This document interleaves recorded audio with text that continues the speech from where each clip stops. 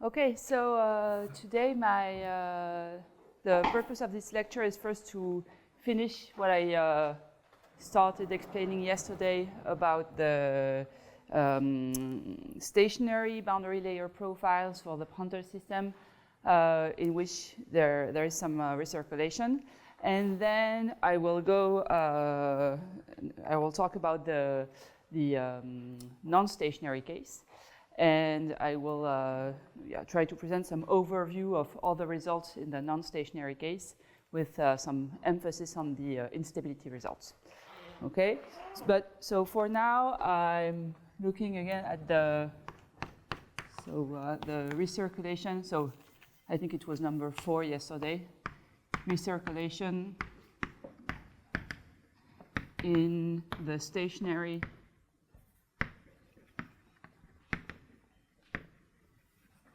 Prandtl system.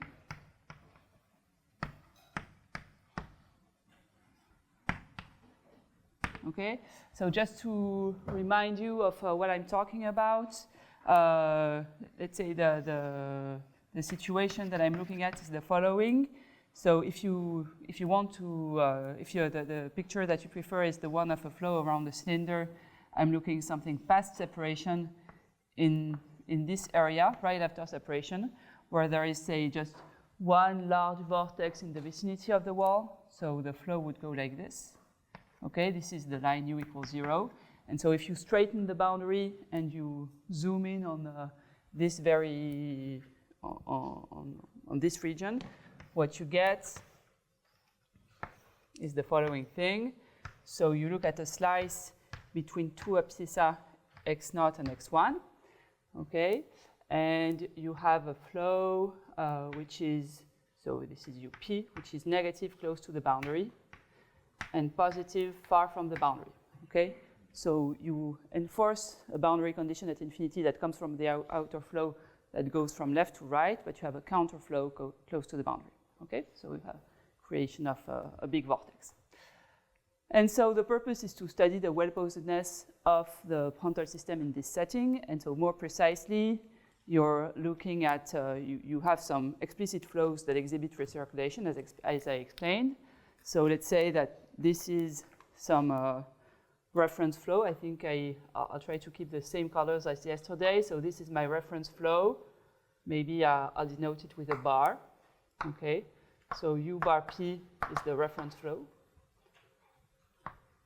So for instance, it can be a Faulkner-Scan flow because we know that such flows exist and we have some, say, nice estimates on them. And then you enforce some boundary data, some inflow boundary data here and there on the parabolic boundary. Okay, so everything that comes in. So you perturb a little the flow, and what you obtain is something that looks like this. Okay, so this is the actual solution that you're looking at.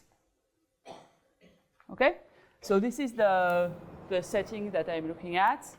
And what I told you yesterday, so just a small recap at the very end, is that the following linear problem is crucial.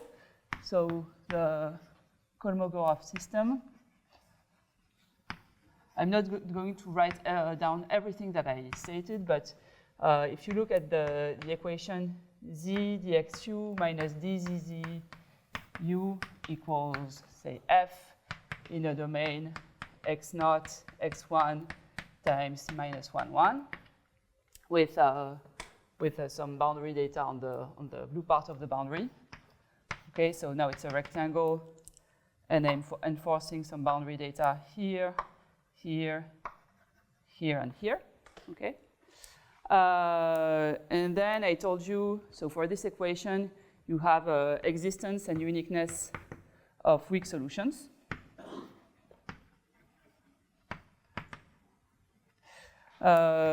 Generically, these solutions are not smooth. You have there exist singularities close to these 2 points, even for very smooth data. And in order to avoid these singularities,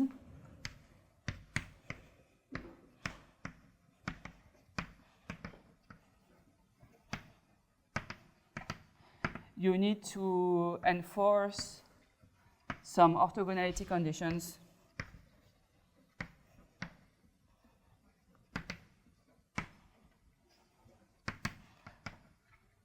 on the data. Okay, so it means that you integral the data against some specific identified profiles, and the integral needs to be 0. That's what I mean by orthogonality condition. Okay, so in more sophisticated terms, it means that you need to take the data in a finite codimensional manifold. Okay, in that case, the manifold is just a hyperplane. But, okay, I already used these two words. Sorry. Okay, so now the question is, so that was just a small recap from yesterday. Now what I want to explain right now is how does that help us for the study of the Prandtl system, right, this toy model. So the question is, what about the Prandtl system?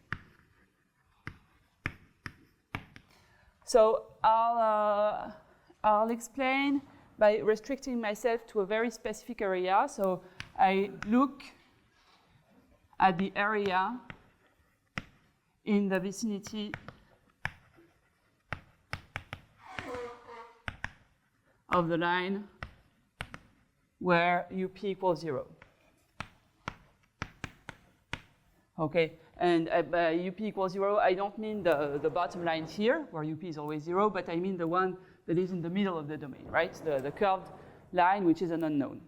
So let's say, I'm going to draw that picture again. You have this line right there, where UP is equal to 0. And what I'm doing is I'm looking at some kind of tubular neighborhood of that line, okay? So essentially, I'm going to look at two level sets. I'll take a different color. I'm looking at two level sets of UP. Okay, so this line here will be UP equal Z T. T is for top. And this one will be UP equals ZB for bottom. Okay, and ZT and ZB are two small numbers which are fixed in advance, okay? But they're, say, off order 1, but small. And so ZT is positive and ZT is negative. So ZB, negative, ZT, okay? And both of them are small. Okay, so I just look at the system in this small region, okay? And in this small region, because I really restricted myself to what happens close to the line, so in this region, and because I'm close to a reference flow, I expect that dy UP will be positive. Okay? I'm really looking at what happens close to there. And so this means that I can change variables, and instead of having y as my normal variable, I can use UP only in this region as my normal variable. Okay? So in this region,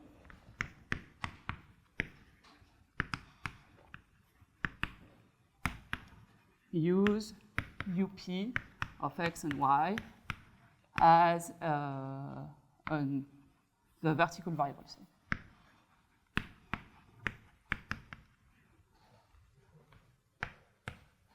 Why am I doing that? Because essentially, there my boundary is curved, okay, which is not so nice. When you have a curved boundary, a curved free boundary, you always want to straighten it out. And if I'm doing that, if I'm using, so I'm setting z equals UP of x and y, and that will be my new vertical variable, then the line corresponding to UP equals 0 will just be z equals 0. So I will be back to this situation in which the boundary where the system changes nature becomes forward parabolic to backward parabolic. This line will just be straight. That's the reason why I'm taking this this change of variables, okay, to straighten out this free boundary, okay? And then the question is, what should be the new unknown?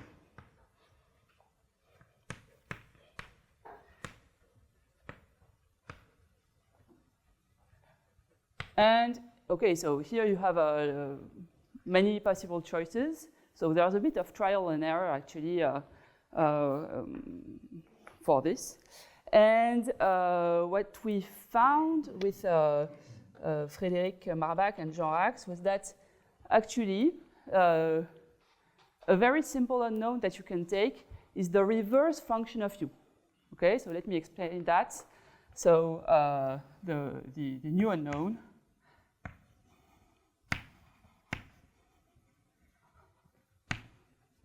is the reverse function of u. Meaning that, so you define capital U of x and z as the function such that when you take up of x, u of x and z, this is equal to z. Okay? And so now I want to write my equation in terms of capital U. So let me just maybe write down the changes of variables. So if I'm differentiating this with respect, I differentiate it with respect to x and with respect to z, just to show you how it works. So you differentiate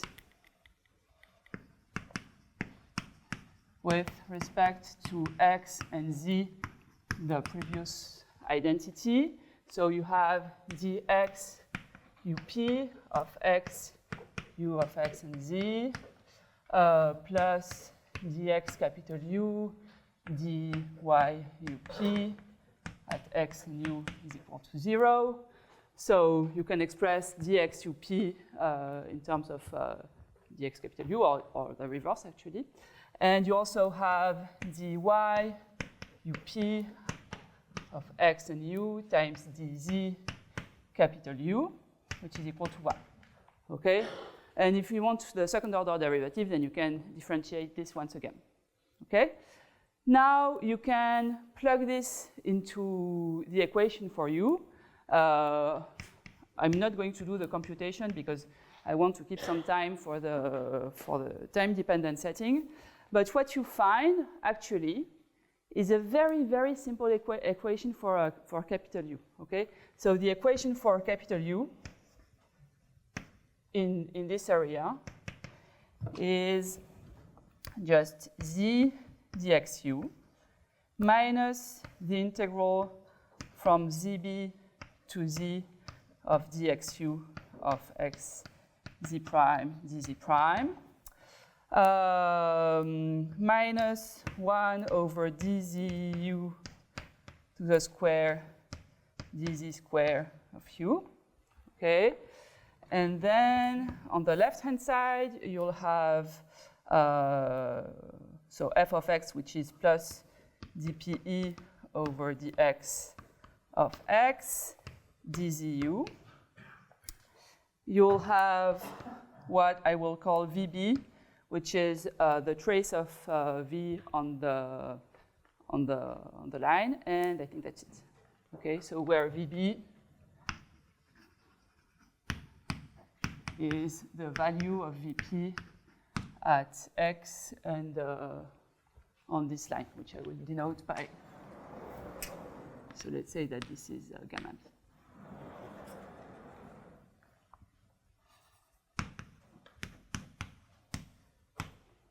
Okay, so it's a function of x only.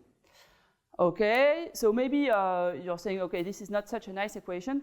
Just, I think it's not so bad, but maybe the link with this equation will be apparent just in a moment.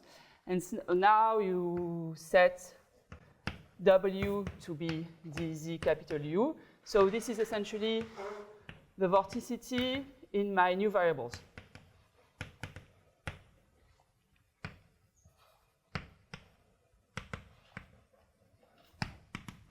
And then you see that you have a cancellation. So this is classical for there is always a cancellation when you compute the vorticity equation for Prandtl. But here the cancellation is super nice because when you differentiate this with respect to z, you see when the z derivative hits this term, it compensates with this one. And so you just end up with z dxw minus dz of, say, 1 over w squared dzw equals the z derivative of the right-hand side. So this one is a term that only depends on x, so it disappears. And you just end up with dz, dpe over dx of w. And that's it. Okay? And here, I kept all the terms. I didn't do any type of approximation. Okay, you have just a closed equation for the vorticity in these new variables. Okay, so it's really it's an extremely nice equation, actually, this one. Okay, and it looks a lot like this one. The only difference is that in the viscosity term, you have this 1 over w squared here, but it's not really an issue because in any case, since you are going to work around a given profile, you can more or less replace this w squared by the vorticity of the reference profile, okay, and then work a little perturbatively. But essentially, once you understood how this equation works, you understand how the equation for the vorticity works in these new variables. That's it, okay? And so I won't go into all the details, but the idea is the following. So the theorem. So this was proved by Ayer and Masmoudi again in 2022. But okay, I would say with this version, with this change of variables, this is rather inspired from what we wrote in our paper with Frédéric Marbach and Jean Rax. So this is in, say, the 2024 version of the paper. And so the idea is that if you take, and I'm going to be a bit vague here, but I'll explain orally what I mean. You take the data. So let's say you can perturb the source term and or the boundary conditions. So say the boundary conditions. So source term and boundary conditions in a finite codimensional space. Maybe, okay. I'll phrase this a little differently, sorry. So there exists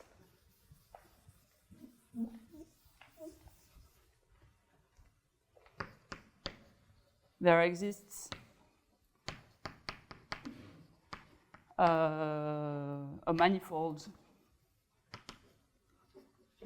of finite codimension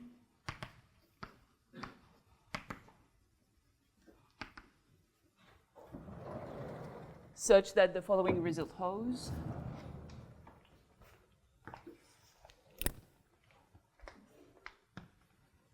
Such that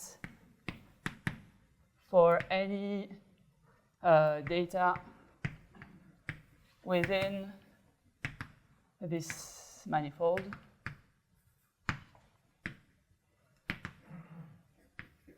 the Prandtl, the stationary Prandtl system has a solution in the vicinity of your reverse flow.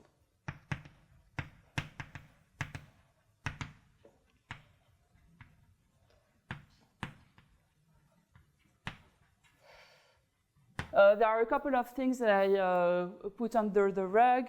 Maybe let me explain a little bit. I didn't talk about the dimension of the finite codimension of the manifold here. It actually depends on the level of regularity that you want for your solutions. So typically, every time you want to gain one derivative with respect to x, you have to add two orthogonality conditions. So the more regularity you want, the higher the codimension. Okay. So typically, what we prove is that the codimension of the manifold is 2k plus 1 if you want to have k x derivatives. Okay, so that's one thing. The other thing is there's an assumption which I didn't talk about, and I don't want to spend some time on it. There are some restrictions on the size of the domain.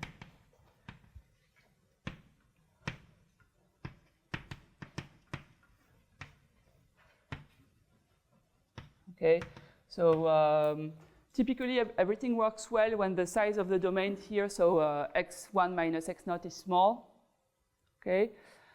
And if you want to move outside this, the setting where x1 minus x0 is small, you might need to remove a discrete set of values of the length of the interval, which would correspond to some potential resonances. So it's a kind of spectral assumption. Okay. A few other words. So here I just explained what happened in the vicinity of the recirculating zone. Yeah, just a second, and then in the vicinity of the recirculating zone. But then obviously you need to connect everything together. The part where you have the part close to the bottom where the flow only go in the reverse direction, and the part close to infinity where it only goes in the forward direction. And so we don't do that at all in our paper, but Ayer and Masmoudi, it's a large part of their analysis to understand how everything goes together. And the idea is that information always flows from the bottom to the top. Okay, so you first solve in the bottom, then in the middle, and then on the top. And typically it's actually the connection between these three zones. So the study of the whole in the whole strip, which accounts for these restrictions on the size of the domain. Basil, you have a question? Yeah, the size of the domain should be small as compared to what? It's a universal constant. So here you are working in dimensionless coordinates. So actually, at some point, you need to invert some kind of elliptic operator, and you want to avoid having eigenvalues. That's the idea. So you may have some resonant lengths, and you want to avoid those. And do you think there's something physical happening, or is it a limitation of the proof? We don't know.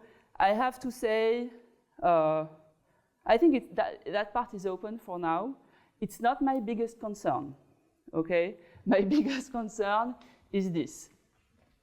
I think this is really unphysical. Okay, let me explain why.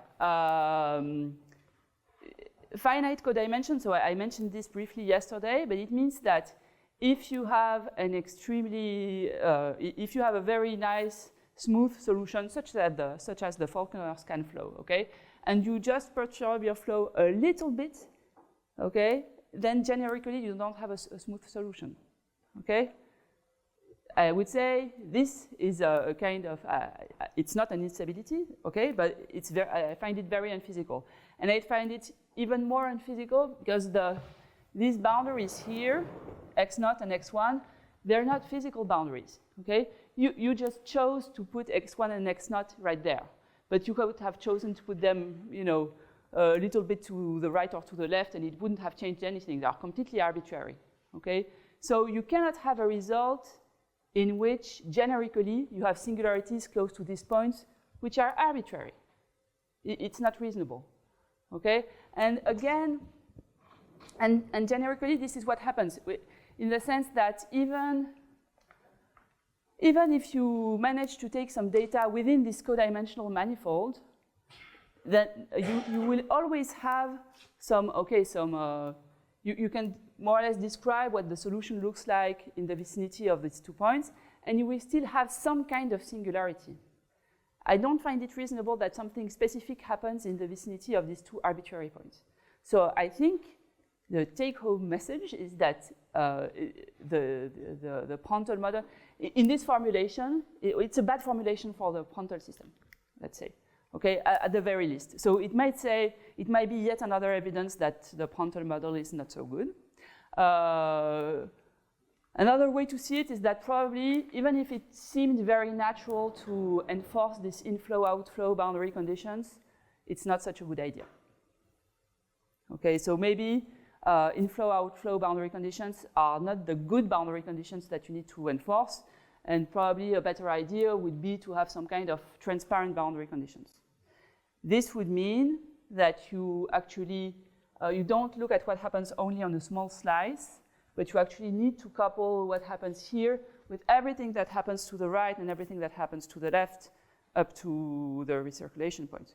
We don't know how to do that. I mean, I think it's probably possible to do that for this very simple model. This is probably manageable.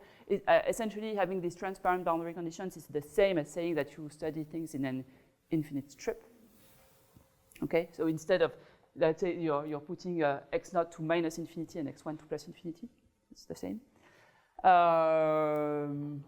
But for the Prandtl system, yeah, I think it's completely open to have these transparent boundary conditions. But it's open in any case, but I would say it's manageable in the linear setting for the Kolmogorov system. It's harder for the nonlinear setting. You mentioned it, but is it a stable situation that zero velocity boundary? Do you have any arguments? And is it observed? Because people have did a lot of experiments and pictures on the detachment. I don't know though. So by stable, I don't know what you mean. Is it when you look at the time-dependent setting around this solution? Yes. I don't think this has ever been studied.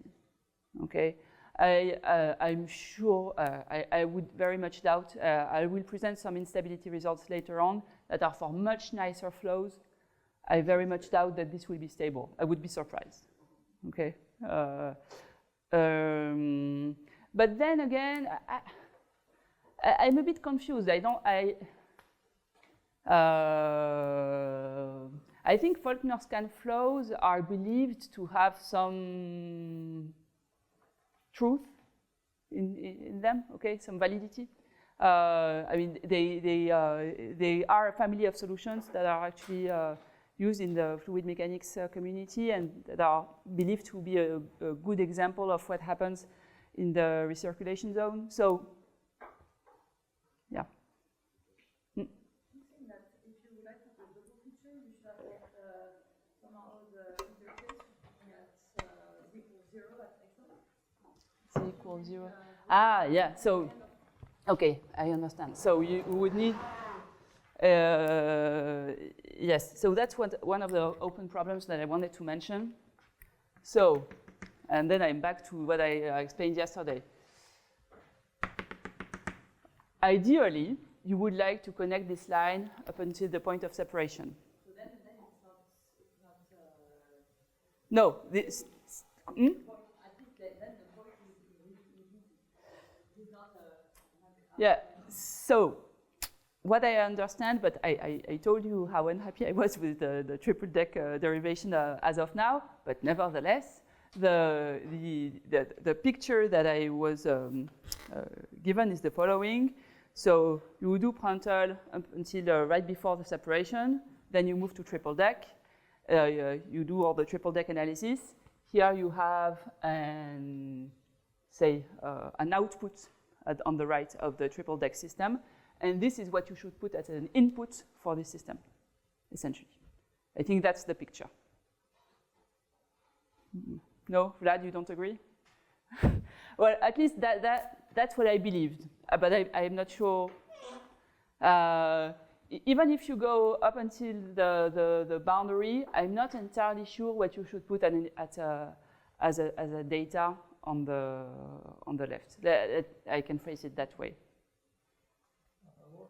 Typically, when you have free boundaries, people sometimes put the transmission boundary conditions over the free boundary, where you transmit the stress across. Well, you can do that. You can formulate this problem in that term. I don't know if I understand your remark correctly. You'll tell me. So, when you try and look at this problem, you can say, okay, I'm forward parabolic here, backward parabolic here. So I can solve separately in the upper domain and in the lower domain so forgetting that it's a free boundary for now, and with a Dirichlet boundary condition, because by definition I have u equals 0 here, okay? And then if you want to connect the two, then you need to impose that the jump of your the jump of dyu is 0 on this free boundary. And this actually prescribes what the shape of the free boundary is. Right? Is this what you had in mind? Yeah, it gives you a map from the data you get Yeah. here to the data. Yeah, so this is exactly the way that Ayer and Matsmoudi formulated in their paper. Yeah, and so the equation that you have for the data on the boundary is a kind of, it's an elliptic equation. It's like minus Laplacian to the 1/6. Okay, this is completely compatible with the scaling of the problem. It's because, so I didn't mention it, but here you have a scaling invariance where see one derivative in x is like 3 derivatives in z. Okay, you know, for the classical Laplacian, the transmission condition would be minus Laplacian to the 1/2, and so that's why here you have 2 1/6. Any other? Okay. So anyhow, yeah, I think this is yet another evidence either that the Prandtl system is not very good or that we need to move to something else. So again, an open problem, as I mentioned it already, but I'm going to write it down. Problem would be to identify, say, some nicer or better behaved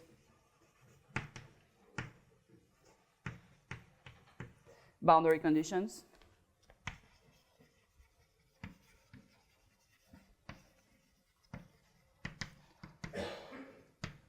Maybe problems in the plural.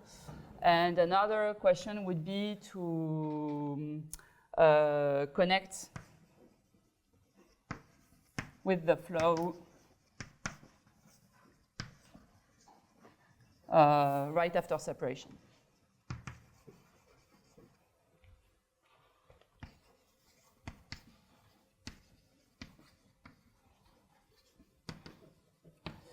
And of course, another open problem, but this is even further out of reach, would be to prove the validity of the Prandtl ansatz in this setting. But okay, I'm going to put that with a question mark because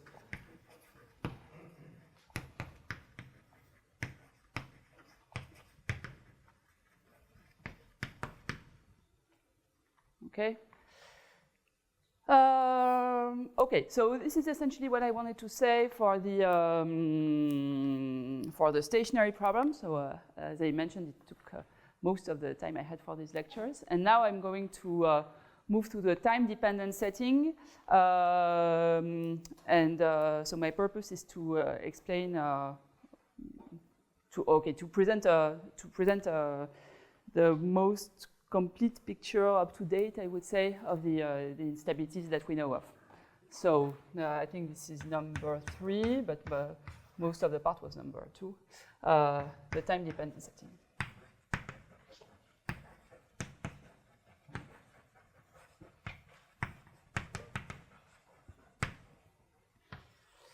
So I will, so now I'm putting the time derivative back in. So the system is dt up plus up dx up plus vp dy up minus dyyy up equals the pressure gradient of Euler. Now it's just a partial derivative. You have the divergence precondition and plus boundary conditions and so on.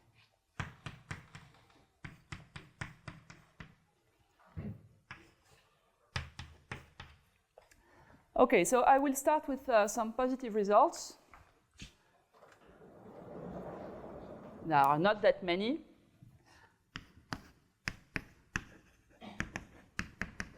And I will also talk about results, you know, for this alternative alternate boundary layer problems, such as the triple deck and the IBA. So, so there are different kinds of positive results that you can hope for. You can, again, you can remember the tree that I had drawn on the first lecture. So the first type of positive result that you can hope for is the well-posedness of this equation. And once you have well-posedness of this equation, you can investigate the validity of the Prandtl ansatz, essentially. Okay, so these are the two types of positive results that you can hope for. So first, for the well-posedness of the Prandtl system, there are essentially two types of settings in which we have nice results for well-posedness. The first setting is the high regularity setting.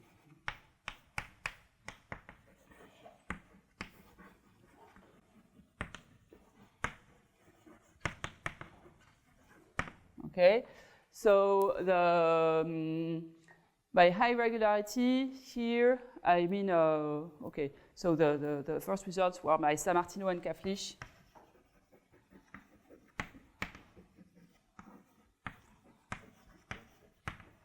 In 1998, I think, for data within the analytic setting. And so they proved short time existence in this analytic setting. And then this was extended by many authors, and I think now the optimal result is by Gérard Varret and Zittert.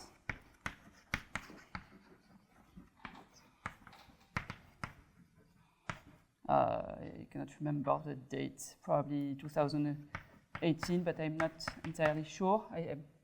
It's around that period though. And so the optimal result is Gevrey 2 in X and H1 in capital Y. Okay. I don't want to go too much into the definition of Gevrey spaces, so I guess this is more for the mathematical part of the audience. But let's say, yeah, you need to have to control infinitely many derivatives and to have a very nice bound on your derivatives. And this is optimal because I will show some instabilities later on that precisely saturate this Gevrey 2 bound. Okay. Then you can also prove, always in the analytic setting again, so this is just for local well-posedness, but you can have some, at least for specific initial data, which are close to some profiles, an arbitrarily long time of existence. So this was done typically by Ignatova and Vikol. So we have a long time of existence.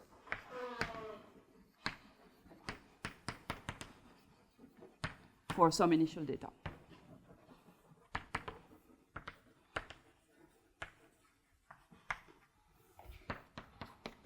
Ignatova and Vikol. And I cannot remember the date, maybe 2016. Okay, I cannot. Okay, so typically this type of result has been, because I was asked about the 3D case, this is typically the type of result that is also true in 3D. Okay, so this is the first setting in which you have well-posedness. The other setting in which you have well-posedness is the kind of monotone flows.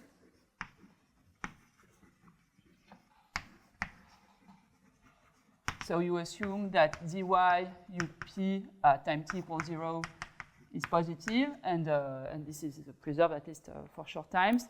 And so then Oleinik had identified in the 60s that you had some well-posedness in Sobolev spaces in that case.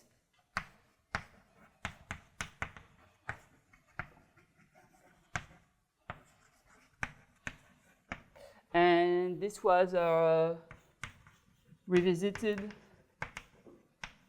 by different methods. So Oleinik's method, so it was just like for the, it's a result that is similar to the local well-posedness of stationary Prandtl that I presented when UP is positive. I'm not saying it's the same proof, but it's really the same spirit. So she used a change of variables, a clever change of variables called the Croco variables, which allowed you to transform the equation into a local one, but it was revisited later on with similar methods by Alexandre and co-authors, and simultaneously by Masmoudi and Wang. So that was in 2015, I think. And so here they don't do any change of variables, but they use some clever cancellation. So they introduce some good unknowns, which have some nice cancellations. Okay, so in that case, you have a local well-posedness. And then you have the same type of result for, well, not that many models, but you also have well-posedness for the triple deck model.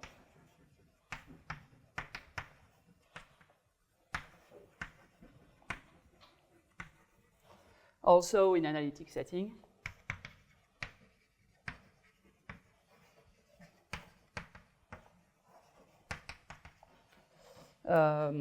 By Ayer and Vicol.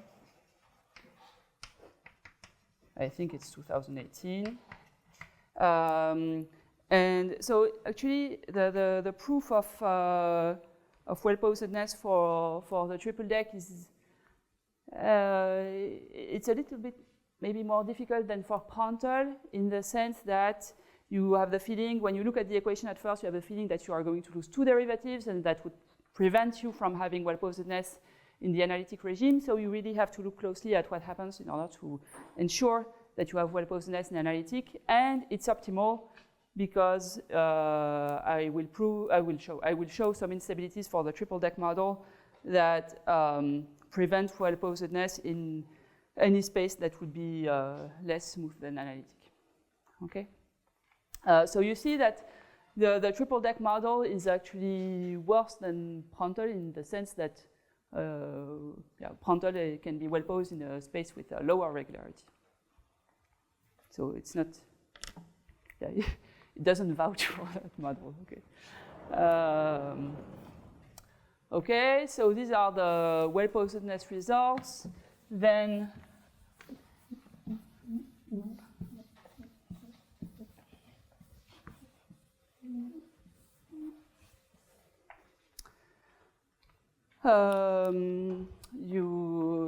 the next type of positive result, as I mentioned, so again, I'm going down my tree in the yes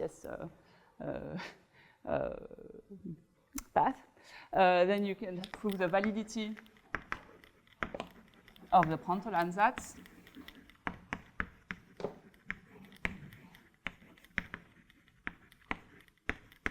So this was already done by Sammartino and Kaflich in the analytic setting. Okay.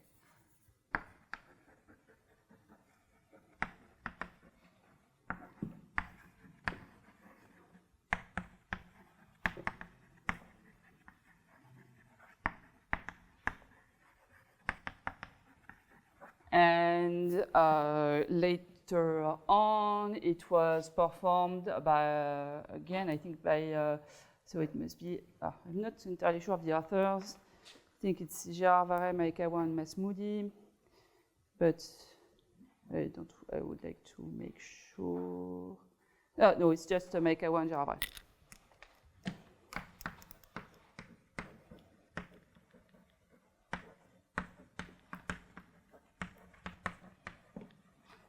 So in that case, it's around concave shear flows.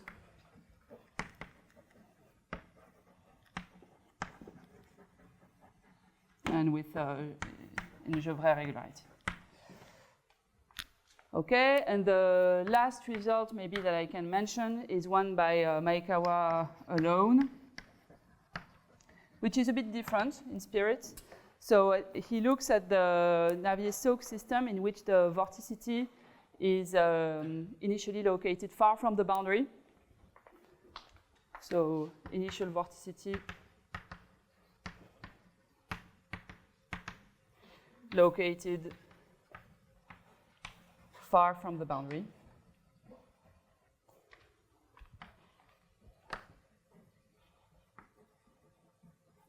And again, he can prove the convergence of the Prandtl ansatz.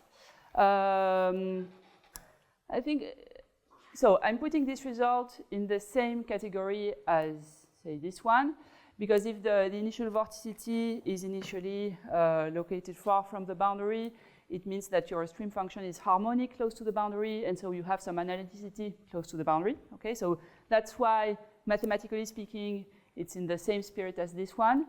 Nevertheless, I think on the maybe physical interpretation of things, it's telling you that things that can invalidate the Prandtl ansatz or have some bad behavior for your flow are linked to the presence of vorticity close to the boundary. So it's maybe this result bridges together the mathematical theory in analytic settings, which can be a bit, abstract and far from the physical situation, with some strong beliefs from physics.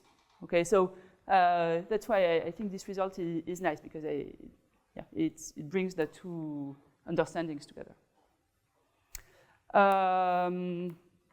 Okay, so these are, and that's it. This is all the positive results that we have. Okay, and now I will move to the negative results. Maybe negative is not the correct adjective here. I still have one board over there. So now I will present some results. I will start with some singularity formation, and then I will move to the instabilities. Okay.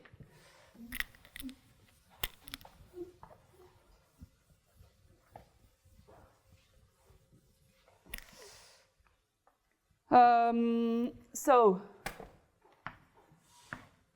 then for negative results, I start with singularity formation.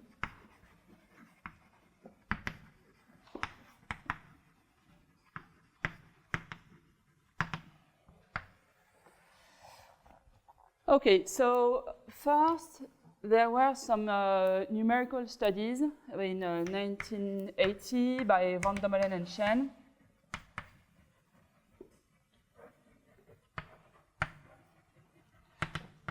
So they perform numerics in Lagrangian coordinates.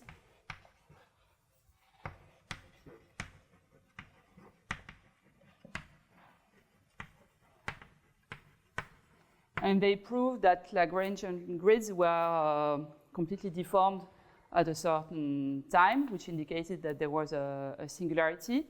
And then this was investigated later on by a series of authors. So the first ones were Huainan E and Enquist. And this was in 1997. So it was actually before the result of Martineau and Kaflich. And so the way they phrased their result is a kind of if-theorem theorem, saying if a smooth solution exists, but they didn't know at that time whether or not it existed. If a solution exists, then we are able to prove that it blows up in Sobolev spaces, and they used virial type arguments.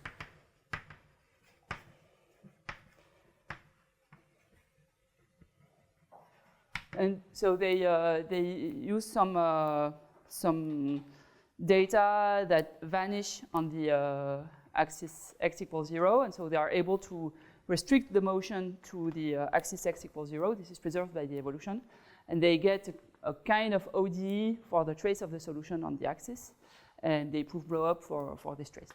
And then this was revisited again by Kukavica, Vikol and Wang,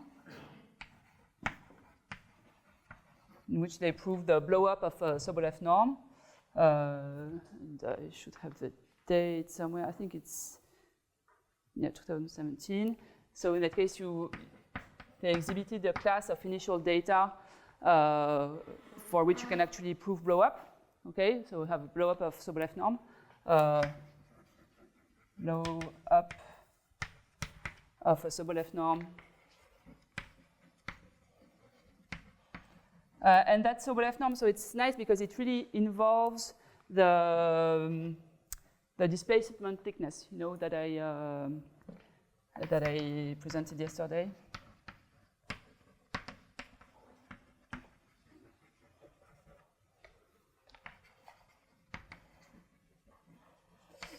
So for a class of initial data. And later on, this was revisited by, again, by other authors.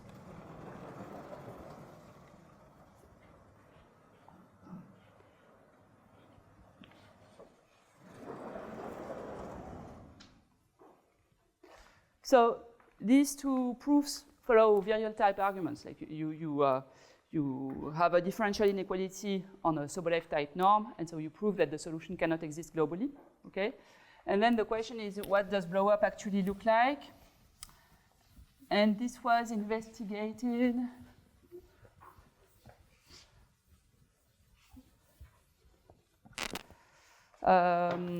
by Kolo,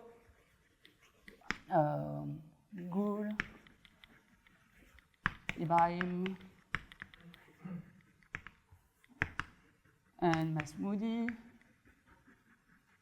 And I think the date of the preprint is like 2019. I didn't write it down. I'm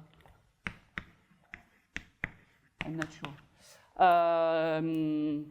And then by Kolo, Goul, and Masmoudi alone. So, and there the idea is to have a kind of quantitative description of blow-up with, okay, I'm going to try and explain. So, as I mentioned, both in the work of Ian Enquist and Kukavica and Bicol, and also in the work by Kolo and co-authors. So the idea is to start from a class of initial data that are that have some symmetry properties, and to restrict the analysis on a kind of ODE on a certain line. Okay, and when you only look at this restriction, then they have a very good analysis of a very good description of what happens for blow-up. It's not entirely clear to me that they are actually able to prove that blow-up does not happen before elsewhere. Okay, not on the axis, yeah, you agree. I think they are able to prove that the solution remains analytic in the vicinity of the axis. And I think they have another paper by Kolo, Goul, and Masmoudi where they explain that that the blow-up either happens on the boundary or at points of zero vorticity, but I'm not completely able to connect the two dots together. So I would say they have a quantitative description of blow-up as long as blow-up happens on the axis, and I'm not completely assertive, but that's okay. My fault. That they are able to prove that blow-up doesn't happen anywhere. Okay, so that's the singularity formation part. So it indicates that even if you are in the setting where you have well-posedness, you might have some singularity formation. Okay, they have about half an hour left to talk about the instabilities. So there are plenty of them. And so I will try to maybe, I will first try to give you an overall picture of how things work. So the purpose, the starting point is always the same in all of the results that I know of. So you first you linearize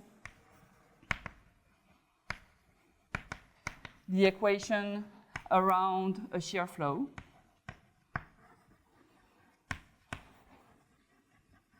So of the form US of capital Y 0 if you are in boundary layer variables, or US of Y divided by square root of epsilon 0 if you are working with Navier-Stokes.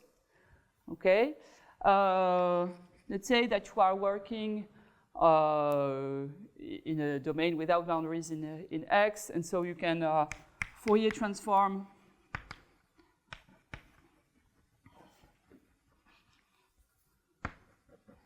in X, and you can look for modal solutions, so say in X and T. So it's not exactly okay, and look for modal solutions in T. Or more generally, let's say that you look for modal solutions.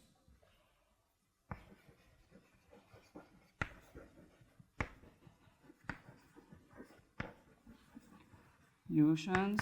So you're looking for solutions of your linearized system that look like some exponential of I omega t plus kx times some capital U, capital V of y only. Okay? And when you do this, you get an ODE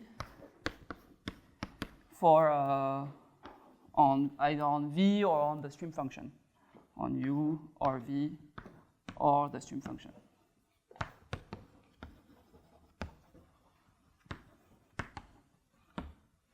Okay, and that ODE involves omega and k. So k is fixed; it's the wavelength, and you are left with an eigenvalue problem.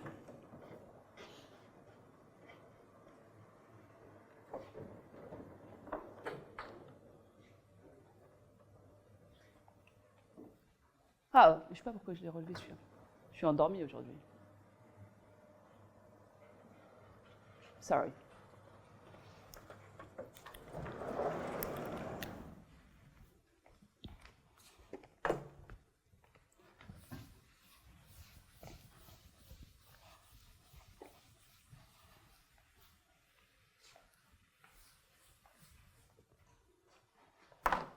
Okay, so then you have an eigenvalue problem.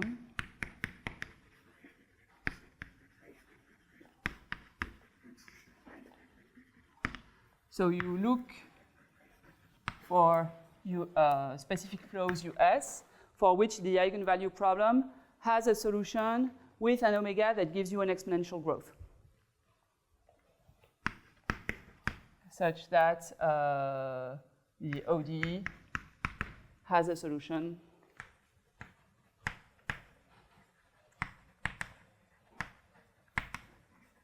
with the imaginary part of omega being negative and very large for k bigger than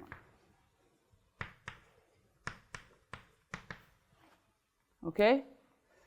So that's always the spirit, okay? So you need to play around with the US in order to achieve such things. And then there are two kinds. Why do you look for large k? In order to achieve something large for omega, essentially. Okay.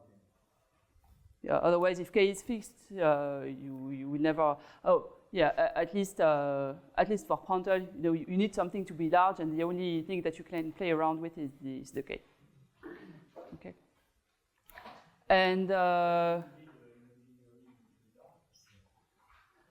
well, because I want to have if it just grows like 1, then I don't count it as an instability. It's just my solution that is it's just the solution that evolves on the time scale of order 1. But I really want to grow it to grow really large. Yeah. How different is it from the Sommerfeld problem? It's not. The ODE that you will get is Sommerfeld, essentially. Because of what? Because when you linearize around the shear flow and you do exactly this, the equation that you get on the stream function, for instance, is exactly the Sommerfeld equation. It is exactly that, yeah, okay. It is. So it's not different. It's the same. Sorry. No. It's not different. It's the same. It's Sommerfeld. Exactly. And then, so there are two types of instabilities. Okay, roughly speaking.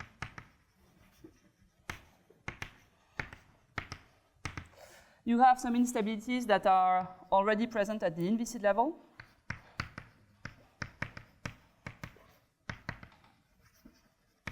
So for the inviscid instabilities, since I'm looking at k very large with respect to 1, in the Sommerfeld equation, you will have some viscous term. And for very large k, this viscous term will have a 1 over k in front of it, so it will be negligible, okay? So there are some instabilities which are already present for the Rayleigh operator, so already present at the inviscid level. Okay, and then you just perturb the instability at the inviscid level to check that it is always present at the viscous level. Okay, so and in that case, you have some necessary conditions on US in order to have an instability, which are well known. So that are, for instance, the Rayleigh criterion and the Fjordhoft criterion. The difficulty is to identify some sufficient conditions on US such that you will have an instability. Okay. Maybe I'm just, I see people nodding, so maybe what I'm saying is well known to everybody here, but that's the whole game, right? You need to identify actual profiles for which you will get an instability. Okay, so you have an inviscid profile for Rayleigh equation, an unstable profile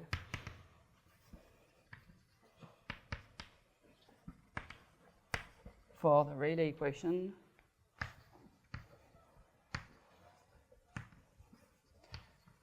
and you treat the viscous term perturbatively.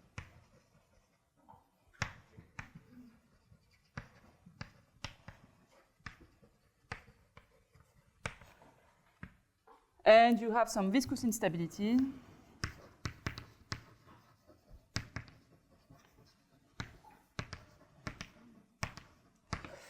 So these viscous instabilities may occur for profiles that are stable for the Rayleigh equation. Okay, so typically these viscous instabilities may occur for profiles that have no inflection point, that are concave and strictly monotonous and so on. Okay, so they might occur for profiles that don't lead to any instability for Rayleigh, but typically what happens is that when you look at the linearized Rayleigh equation, you obtain an omega which is pure and imaginary, and when you add the viscosity, it will perturb a little the omega and induce some imaginary part that will give you exponential growth. Okay, and I think I will have time to present such an example. Okay. And from a linear instability, what is complete with non-linear instability? Because perhaps a non-linear term can blunt. So this was done by, it's a good question. So it's not always performed. Quite often, you stop when you have a strong spectral instability. This is a good enough indication that you will have an instability at a nonlinear level. But then this, at least I think for the instabilities that are present at the inviscid level, this was performed by Grenier in 2000. And then you can go back.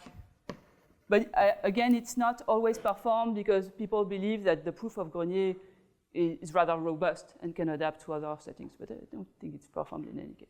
It's always done. But back to nonlinear equation. So this was done. The good reference is Grenier from 2000.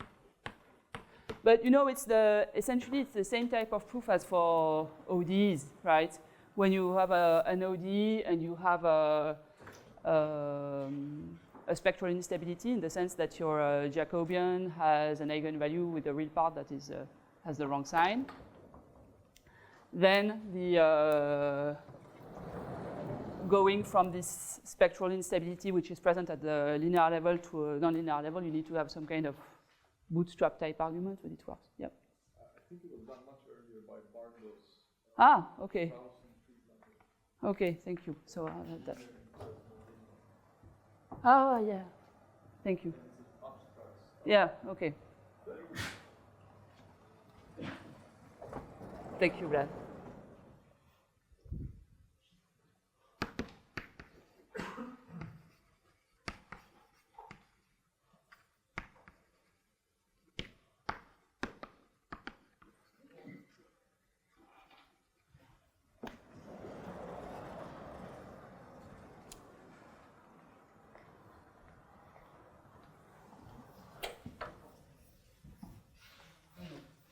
Okay, so that's the general picture. And then this picture has been implemented for all the equations that I presented so far. So it has been implemented for Prandtl, for Navier-Stokes around a boundary layer, a shear boundary layer profile, for the IBL, for the triple deck, and for the Prandtl with a prescribed displacement thickness. All of them are unstable. Okay, so I will try to present an overview of everything that happens, and maybe, yeah, I'll try not to. But yeah, the bottom line is that all of those are unstable, and some of them are even worse than others. Okay, so maybe I'll start with so some examples and references.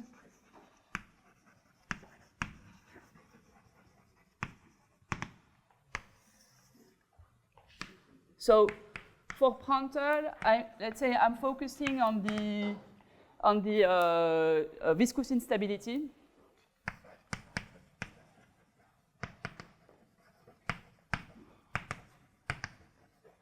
And this was done by Gérard Varret and Dormy in 2010, I think. And the idea is the following. And it's this instability that saturates the Gevrey-2 in X that I presented earlier. So the idea is the following. So again, you start from a shear flow. Oh yes, and something else that I have to mention. So again, you recall that Prandtl is stable or well posed when you work around a monotone flow. Okay, so if you want to prove an instability that occurs in Sobolev space, you need to work around a shear flow profile that is non-monotonous. So typically has a critical point. Okay, because otherwise you know that you are well posed in Sobolev. So you work around a shear flow with a critical point. So US prime at some point YC is equal to 0. Okay, so the linearized equation for V, say, is something like this. So it's US minus alpha dyv minus V dy US, and then you have, I'm not sure of the sign, I over k dy to the 3v equal to 0. Okay, and here alpha is 1 minus omega over k with the notation that I had above, I believe, and I'll just check the sign. It's not really important, but yeah, it's actually correct. Ah, no, it's the opposite. Okay, so that's what I was saying. So here you can you can see that this is the viscous term. When k is very large, you can neglect it. Okay, and so if you at first you look at the inviscid profile.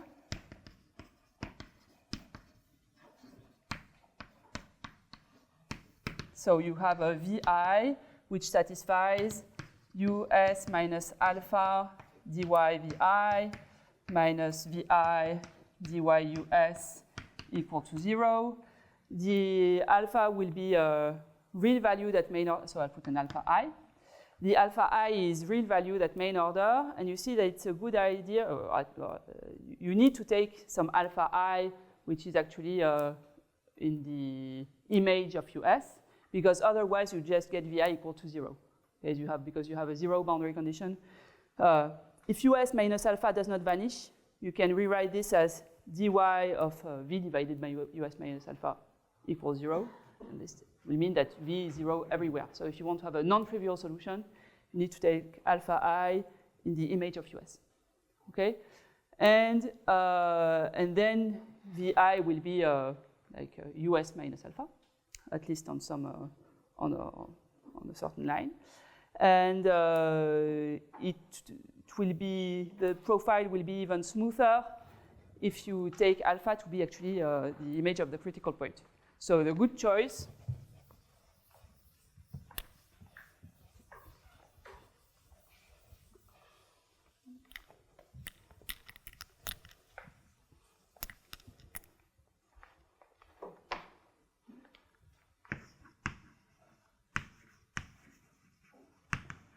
is to take alpha equal to US of YC, so the critical point, and you take VI, so alpha I, and VI is US minus US of YC for Y bigger than YC.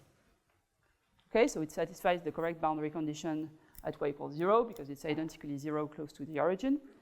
And you see, since this is quadratic near YC, you have a profile that looks like this. Okay, this is YC. So it's W2 infinity in the vicinity of YC. So you see for this inviscid part, the alpha and the omega are real valued, which means that you have no instability for the inviscid part. You just have something that is highly oscillating at frequency k. Okay? And then you add a viscous correction.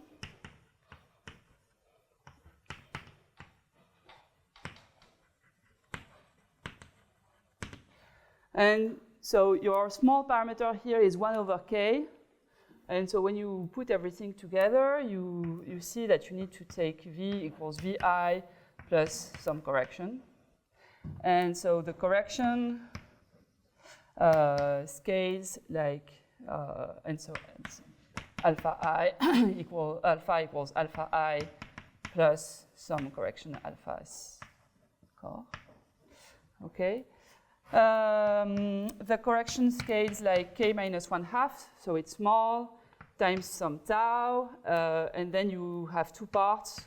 One part which is just the indicator function of y bigger than yc, and then some profile, which maybe I will denote by capital V, a curl V like this. I'll put it like that. Okay, so you see here, it's a kind of boundary layer profile for high frequencies. Oops. Within the boundary layer. Okay, this is located in a small vicinity of YC. So you write down the equation for this for this curl V. It looks like an airy equation because you need to linearize, or not to linearize, but to Taylor expand US in the vicinity. So this term, which is US minus US at YC, it behaves quadratically. So you get an equation that looks a bit like the airy equation. So you can identify what your profile V looks like, and so you get an eigenvalue problem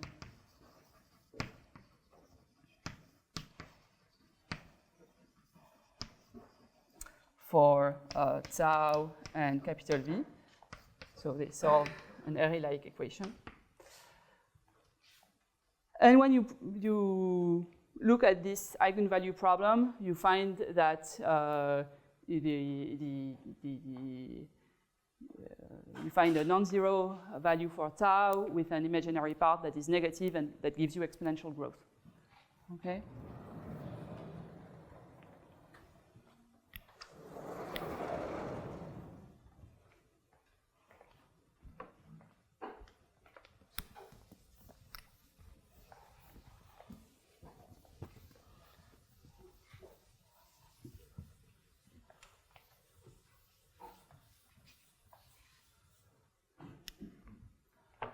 Okay, so the growth of the solution, so the growth of the kth Fourier mode will be like exponential of the imaginary part of tau, maybe with an absolute value, times k to the 1/2 times t. Okay? So this is typically what the growth is like. And again, you see, so that's what I meant when I was saying that you have a large growth, not something of order 1, but something that is actually large for large frequencies. And you see that this saturates the Gevrey 2 in X.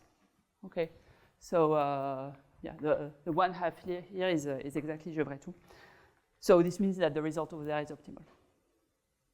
Okay, and it's really, as you see, it's really an instability that is only present because of the viscous term. Okay, so that's for the viscosity instability for Prandtl.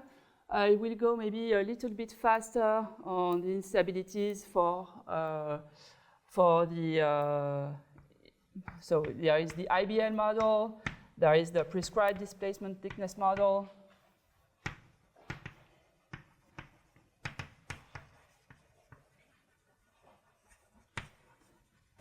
Thickness model and the triple deck model. Okay, so for these three models, you can also design some, you also have some instabilities.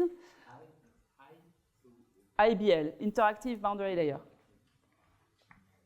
Yeah, so it's the system that I presented, I cannot remember if it was, I think it was yesterday.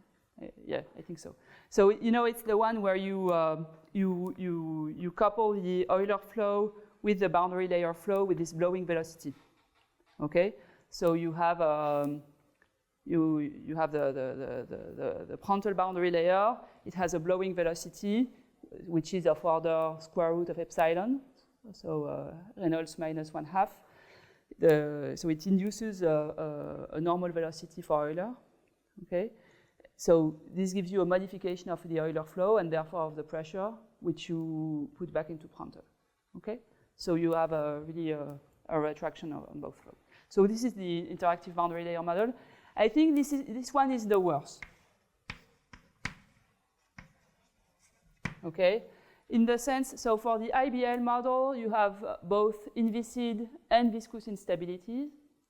And the instabilities that you have are actually worse than the one for Prandtl because you, in many different ways. First, you have profiles. I think for all of these models, for instance, if you take monotonous profiles, which are stable for Prandtl, you can find some profiles that are unstable for these three models and that are monotonous. And for the IBL model, it's even worse. You can build instabilities for any monotonous profile, okay, like any. So it's really bad, right? But the thing is that, so you need to be a bit careful when you build these instabilities because for, you see, for the IBL model and for all these models, the Reynolds number is present, okay? So there is a sense of physical regime. You cannot look at tangential wave numbers that are too high because if you are looking at wave numbers that are greater than the square root of the Reynolds number, then it means that you discarded some viscous terms in your approximation that you are not allowed to discard, okay, essentially. So there is a notion of physical regime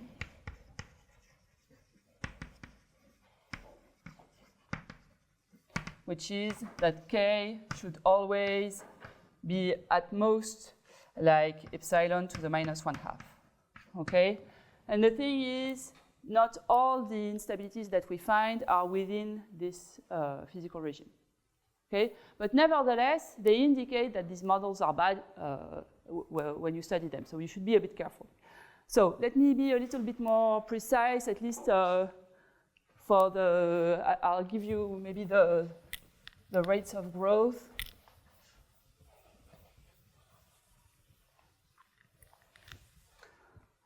Maybe I can, best thing would be to draw a table, something like that.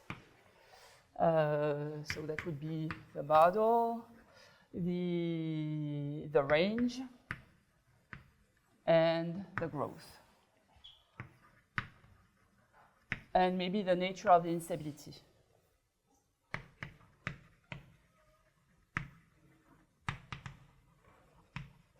Whether it's viscous or inviscid.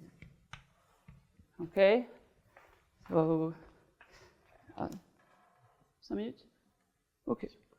Ouais, ok, ça marche. Then yeah, that's manageable. So, for the IBL model, you have some instabilities. Okay, so the worst one is for k epsilon bigger than epsilon to the minus 3/4. So you see here this is non-physical, but the growth that you get is extremely large. Actually, it's the same as for the backward heat equation. So here you're not even well posed in the analytic setting. Okay, for this one, and this one is viscous.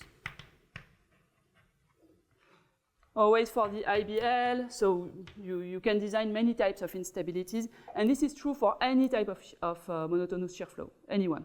Okay, you don't need to pick special ones.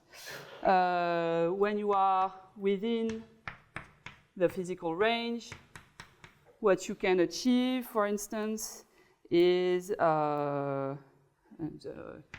k bigger than epsilon to the 1/3. You get a growth like epsilon to the 3/4. No, that's this one. Epsilon k3 times t, and this one is inviscid. Okay, and for the triple deck. For the triple deck system, you have the same type of ideas. I cannot remember what the range is, but you grow like k times t, and I think this is inviscid as well. And you see this saturates the analytic bound. Okay, and this was done by Girard-Barré and Dittert, by the way.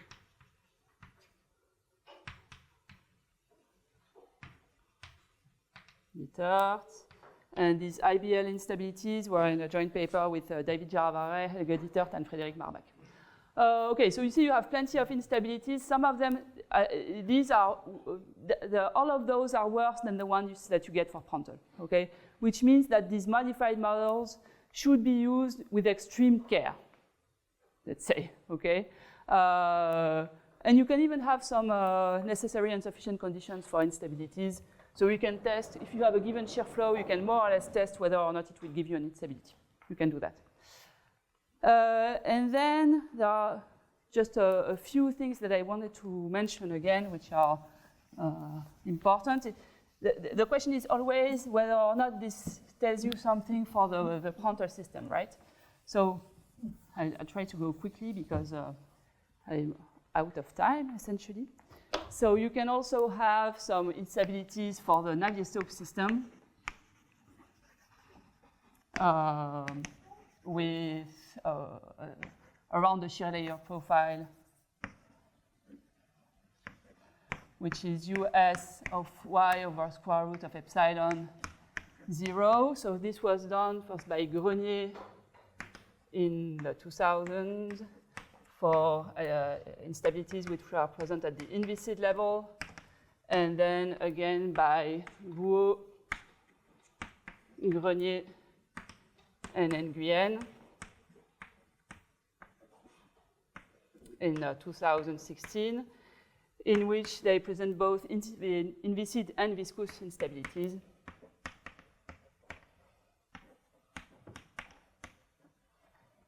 Okay. And in this case, so there is a range for the frequency. You need to check the exponents. But the thing is that for the viscous case, your growth rate will be something like exponential t to the epsilon minus 1/4. Okay, so it will have a very large growth. So the range are some powers, so I think it's epsilon to the minus 1/5 by 8 and epsilon to some power, maybe 1/12, I'm not sure. Okay, so you have some strong instabilities for the Navier-Stokes system as well.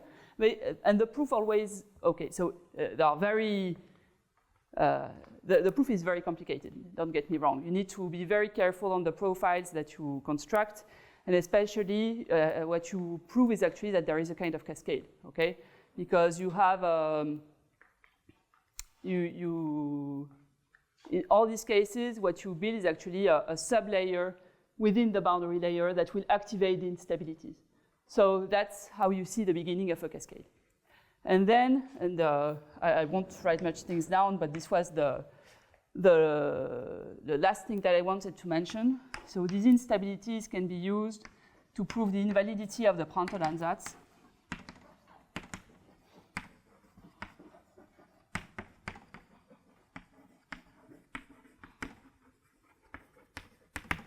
And maybe I'll just say this orally because I won't have time to write anything down. But the idea is to essentially you start from you work around a shear flow that looks like this, and you can build a solution of the Navier-Stokes equation that is arbitrarily close, like to any power of epsilon. So the initial data is very close to this in a Sobolev space that is as large as you, as many derivatives as you want. And after a time that is small, like square root of epsilon times a log, you deviate from this profile with a size 1 in L infinity. And in order to prove that, so it was done typically by Grenier and Nguyen. In order to prove that, you really need to look at the beginning of the cascade. So you look at your instability, and you see that you have a first boundary layer profile that initiates in your unstable profile a sublayer, and then this sublayer will activate a sub-sublayer of size nu to the 3/8, something like that, 5/8. And so they don't perform the whole cascade, but they actually see the beginning of it. It's very hard to do because everything is very unstable, but okay, I will stop here. Thank you, Anne-Laure.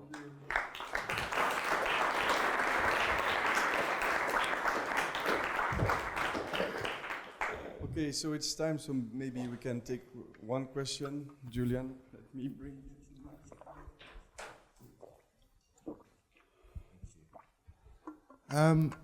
You've considered exponential instabilities. Yes. What about the algebraic ones? You know, bypass transition and all that. I have to confess that I don't know about them. Yeah, I'm not sure they have received that much attention in the PD community, and so yeah, people have focused mostly on spectral instabilities, which means because they can be quite important in practice, I believe. Okay. Okay. But so how do you? Then I have a question for you. How do you reach them? Are they obtained by a kind of bifurcation or something, or? Well, it comes down to the fact that the Sommerfeld problem or whatever is non-normal, the operator, at large Reynolds number. So it's not really appropriate to do an eigenvalue problem. Mm-hmm. It's more important to do a sensitivity problem in which you think of the thing as being forced by some perturbation, mm-hmm. and then you ask, well, how large is the response to that perturbation? And if it's a very large response, you know, it pushes it into the nonlinear domain. Okay. And you actually end up with something which is unstable because the response is very large. It doesn't have to have exponential growth. So it's what you actually find is algebraic growth with time, prior to in the linear regime, Okay. and then it saturates, and it's an area of quite active research, or has been. So So we need to look into it. Okay. Thank you. Okay, no other question. So we'll have the break, but before I let you thank again Anne-Laure for 3 lectures. Thank you.